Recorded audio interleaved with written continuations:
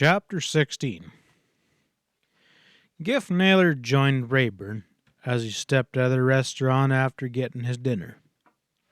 Together they walked back toward the courthouse. "Now what?" the deputy inquired. "You starting out after Dutcher again?" Rayburn had told him of the meeting at Estrella. The latter shook his head. "The trial of Tex Bunker's bossman come up tomorrow. I can't start until that's over," he reminded. Others besides Rayburn were waiting for the outcome of the trial. It was being discussed everywhere. That Kim Rayburn and Jerry Gunnerson had been well liked in Salt Creek was attested by the number of men who stopped to speak to the sheriff. All were confident that the killers would be brought to the book. Rayburn asked himself whether he could look for trouble at the trial as it drew near. Every one of the men charged with murder had been Shane Purcell adherent. After rounding up Shane's crowd and ejecting them from town following election, Rayburn had made no attempt to enforce a general ban. Pitchfork men rode in occasionally, as much out of defiance as anything, but as long as they created no undue disturbance, their rights were respected. Today, however, there was an unusual number of them in town. While they kept to themselves in the saloon at the lower end of Main Street, there was always the possibility that they were contemplating some action. It was not beyond the bounds of possibility for some reckless men to make an attempt on the jail.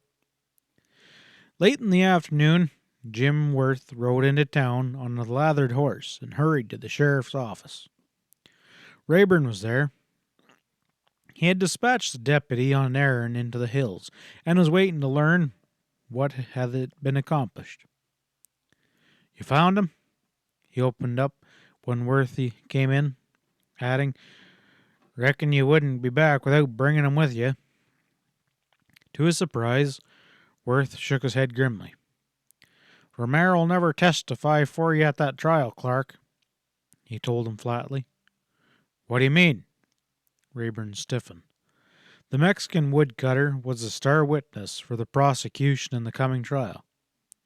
"You couldn't locate him?" "I found him all right." There was a jarring note in Worth's voice that perceived evil. "He was at his camp in Dead Man's Canyon, and Clark, that place is living up to that name today. When I got there, Romero was cold as stone. He was murdered." Rayburn stared at him for a long moment, as if he doubted the evidence of his ears. "And you're sure it was him, Jim?" he got out then. Worth's nod of assent was positive. "Oh, it's a Romero, all right. I found him sprawled out across his own fire. His clothes was half burned before the fire went out, which shows he'd been there for some time, probably 5-6 hours. But Romero, he never felt it. He was shot through the heart, and his head was bashed in with his own axe." Used as he was to such things, the cold-blooded ruthlessness of it whitened Rayburn's cheeks. "Any idea who did it?" The question was a mere formality. There was little doubt in his mind who was at the bottom of this killing. Worth shook his head. "I didn't waste no time looking around. I made sure it was Romero, and knowing that you'd want to know about this, so I forked leather and I dusted back here in a hurry." Rayburn was so stunned by the sudden turn of events that for a moment he only sat and stared into space. He was reading the deeper significance of this new development.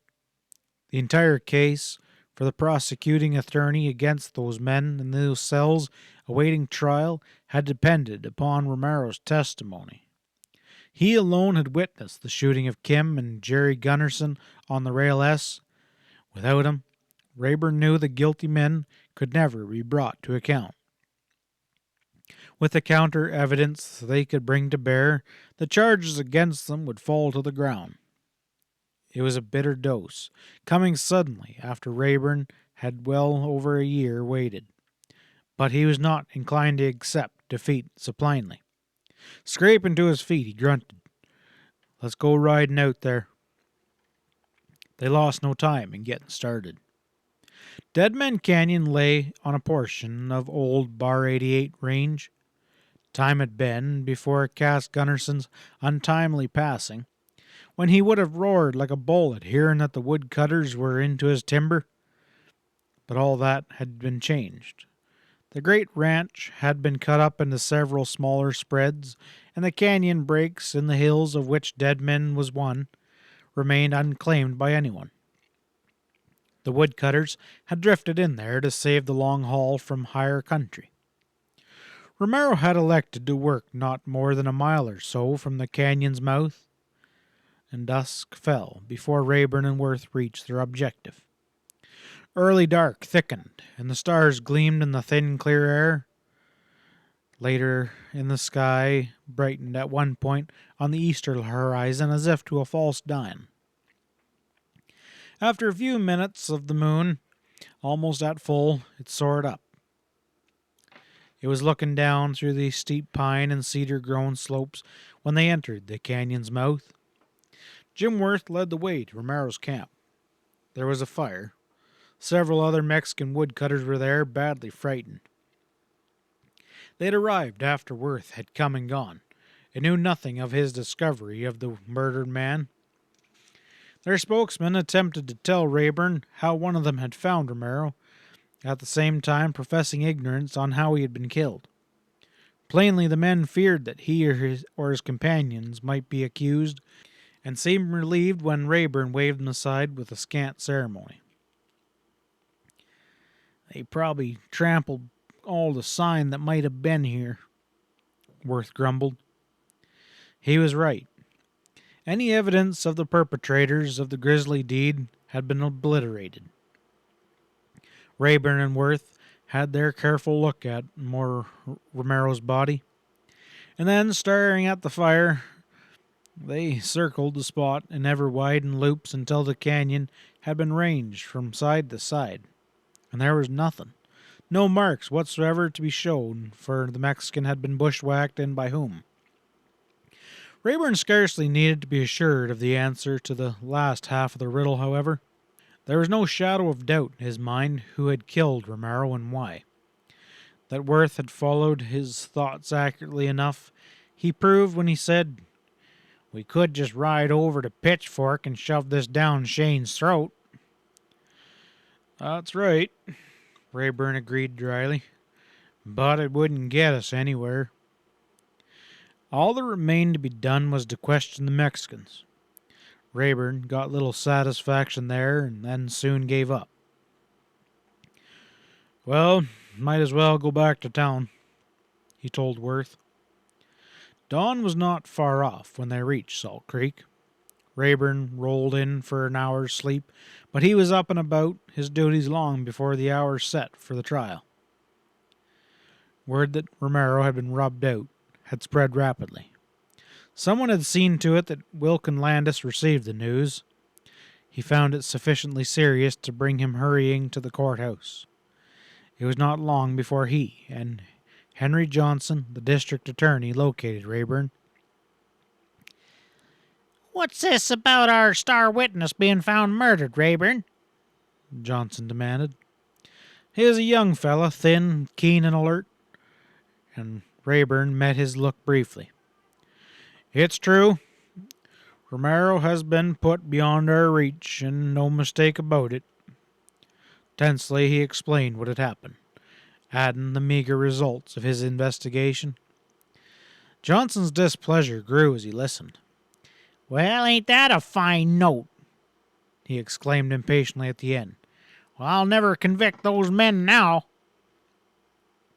Rayburn was afraid he was right, but he gave Landis an inquiring look, and the judge looked grave. "Well, I'm afraid the trial's just going to be a mere formality, Clark," he said. "For all the evidence that can be induced, there might as well be none at all. I'll have to free these men." He was silent for a moment. "Shane is behind all this, of course," he concluded soberly, "but it may never be proved." Rayburn had his own opinion as to that, but he said no more. True to prediction, the trial of the men charged with the murder of Kim Rayburn and Jerry Gunnerson proved little better than a farce. The courtroom was jammed. Even the pitchfork was well represented. Henry Johnson was never in better form, but it was effort wasted. There was no witnesses for the prosecution. The evidence in support of the charge was vague. Landis had difficulty in keeping order when it became increasingly clear that the pitchfork men would escape their just punishment. Poke Flash and his men were noisily sadistic. Townsmen and few ranchers, Ballard, Lytle Charter, and others, made impervious demands for justice. Rayburn began to ask himself if he would have clash on his hands when the trial terminated by Judge Landis instructing the jury, on the strength of the findings, to bring in a verdict of not guilty. The 7 men were released to the pitchfork contingent. Range-hardened men, they cared nothing for the scowls of town. Their first act was to head for the old Trail Saloon, along Shane and Purcell's stronghold. Here they held revelry for over an hour, and if it was like any taunt of Rayburn and his friends, they were unlikely to do anything about it. Rayburn was standing in the street before Peco's house when the released men emerged to leave town. Horses had been provided for them by their pitchfork cronies. Almost instantly they swung into the saddles, flaunting their freedom, and when they jogged up Main Street heading north, Poke Flasher rode at their head. Rayburn's eyes narrowed as he watched them go. Judge Landis emerged from the hotel at the moment, and stepping down from the porch, he paused beside the other. Neither said anything at once, but a furrow marked Landis' brow that was a twin to the furrow above Rayburn's troubled eyes. This is gonna make it very difficult for you to ever find Fay Dutcher, Landis remarked finally. How's that? Well, he's sworn to get you, Clark. Any one of these men we were forced to release today is capable of shooting you down. Few of them, but plan exactly that. But if you should be bushwhacked, Dutcher would be the one to receive the blame, and these men, they know it. It's all the out they need. Rayburn pondered these words. He knew Landis was right as far as he went. Dutcher had lost no time in letting it be known that he meant to kill the sheriff on sight. But at the same time, Rayburn knew that if the matter was allowed to drop, if he was neglected to go after Fay, the cry would be raised that he was either afraid or reluctant to go after his old friend. That's my hard luck, he told Landis woodenly. I'll keep my eyes peeled, of course, but what these gents have got in their minds can't make any difference. Dutcher will have to be brought in, and I aim to see that it's done. He spoke with so much resolution that Landis gave him a slow look, and thought better whatsoever he had been about to say. They parted a moment later. Rayburn to seek his deputies, and he soon located them. Get ready to ride, he told them curtly, and see to it that you have food for a week if necessary. Jim Worth lifted his brows with a swift glance at Naylor, but neither made any comment. Less than half an hour saw them ready, and they left out of town at once, making for the hills. Nothing had been said for a solid hour when Giff accosted Rayburn, speaking only the one word. Dutcher? Rayburn replied. Sorry, boys, but we're going to be on the go till this is settled. They knew that nothing would stop them until Fay was taken. They rode that day to Estrella, Estenza, and several other Mexican hamlets nestled in the canyons in out-of-way corners of the range, on the off chance that Dutcher and his friends might be located at one of them. They had no luck. It only made Rayburn's mouth tighten.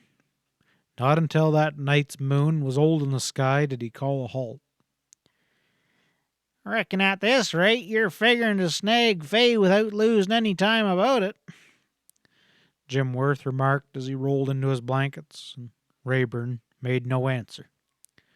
Worth's only reward was a warning look from Giff.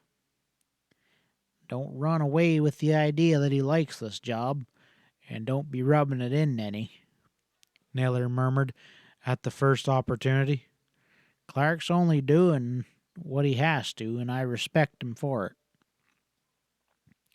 First light in the sky the following morning saw them in the saddle, and now it ceased to be a hunt, and became a relentless, slashing drive. Rayburn left no stone unturned, no chance of locating the wanted men untried. The fourth day passed, and they were well into the fifth before they got so much as a hint of the fugitives' whereabouts. It was by chance that they turned down the hills that afternoon to water at Willow Springs. The horses, worn from such travel, were barely satisfied when Naylor said suddenly, raising his head, "Somebody's been here just recently." He pointed out their tracks. Rayburn was interested. He traced the signs of several horses 100 yards and then called out, "Boys, it's them. They were here only a few minutes ago, as they must have spotted us. You can see where they jammed in the spurs and headed out double quick." Worth was almost as good a tracker as Rayburn. He had his look and then nodded soberly. "There ain't no other way to read it. Whoever was here sure took out for hell in one sweat." No more was said. Despite the conditions of the ponies, they pressed on swiftly. For an hour they clung to the trail with a dogged persistence, and at the end of that time there was no indication that they were drawing close. The men in the lead were steadily putting on an even greater distance between themselves and the law, if anything. "We don't seem to stand a chance, Clark," Worth offered finally. "It's mighty plain that they got fresh horses underneath them." Rayburn vouchsafed no reply. Dusk found them deep in the hills, as far from their quarry as ever. "This is all damn foolishness," Worth exploded unwarningly. "They could be halfway to Santa Fe by morning." Rayburn whirled on him. "You put some iron to that horse," he whipped out fiercely. "This may be foolishness, but we'll prove it, and then believe it." With a thickened dark, they found themselves unable to trace Dutcher and his friends further. Rayburn was by no means beaten. "They'll be holing up somewhere," he said. "That'll give us a chance to get close." As to where the outlaws were heading, he was as much in the dark as the others. They were in the high pines now. No sound marred the deep stillness, no prick of light drew them from any quarter. At 9 o'clock, Naylor said, "We might mosey over to old Estenvin's sheep camp. It's only a few miles." Rayburn knew the place, a sheep camp, by courtesy only, since Estven Portel's woolly charges had long since been destroyed by cattlemen. There was nothing but an old cabin there, weather-beaten and tottering. He nodded shortly. "We'll take a look at it." They made their approach, the old sheep herder's cabin, circumspectly, and it was well they did so, for they had hardly gotten within striking distance of the place before Rayburn knew that Giff's guess had been a lucky one. A few minutes later, they had a glimpse of a fire flickering through the pines, and a guarded voice sounded. It was Dutcher speaking. "Hell, they turned back long ago," Fay scoffed. "Rayburn, he's going to wait till morning, then pick up our sign again then. I know how his mind works. I ought to." Holding himself with an iron grip, Rayburn murmured to his deputies, "Work around to the other side and stay with your horses. I'll give you 5 minutes." Naylor and Worth moved away silently. Rayburn waited the appointed length of time and then began to push forward. From behind a clump of pines 100 yards from the fire, he called out, "Get your hands up, boys. The place is surrounded." Had the words been an awaited signal, the outlaws could not have exploded into action more speedily. They paid no attention to Rayburn's commands and whirling to snatch up rifles. Rayburn fired, and he heard Giff and Jim Worth's weapons clash out, but no one was hit. Within 10 seconds, Dutcher and his friends were tossing saddles on their horses. Fay, yanking on his clinch home, and swung up. He fired at the flash nailer's rifle. Bailey and Nick Martin soon followed him into the hall. Rayburn cried out, "Give yourselves up or we'll be shooting to kill." "Go to hell!" Dutcher bellowed. Rayburn and his deputies fired together. In the act of mounting, Turk Sundstrom suddenly folded up. Fay was at his side in a flash. He straightened up. "He's gone. Get out of here, boys." They made a dash through the dark trees. Rayburn and his men crashed after. This had to be short and sharp, or it would amount to nothing. "Down to the draw," Naylor called out. "Head 'em off." They swept that way. Rayburn saw a shadowy shape flirting ahead. He fired, and a yell answered, and the man flung out of his saddle, head over heels. Worth rode up behind him, and there was a double flash of guns, wickedly close together, and Jim exclaimed, "It's Bailey, he's out of it." Gift Naylor had been doing his best to draw up on a man he thought was Dutcher. He fired twice, and the man burst into lurid profanity. It was Nick Martin. There was a good chance that he could get away if he kept going, but Nick foolishly whirled his horse, and he threw a shot at Giff, bellowing angrily. Naylor calmly drew in, training his gun upon Martin, and blasted him out of the hall. "Where's Dutcher?" Worth yelled. It was a large question. Straining his ears, Rayburn thought he could hear a horse smashing through brush over south, but he couldn't be sure. He lost no time in making that direction. Giff and Jim Worth made their own circles, but there was only the murmurous silence of the hills. Coming together a half an hour later, the three needed no assurance that the search had been fruitless. They headed back toward the scene of the fight. "I guess we'll have to bury Nick, Turk, and Bill," Naylor murmured presently. "Damned if I'll leave them boys laying out here for the coyotes." "Yeah," said Worth, and his tone was a compliment. "They died nice." End of chapter 16.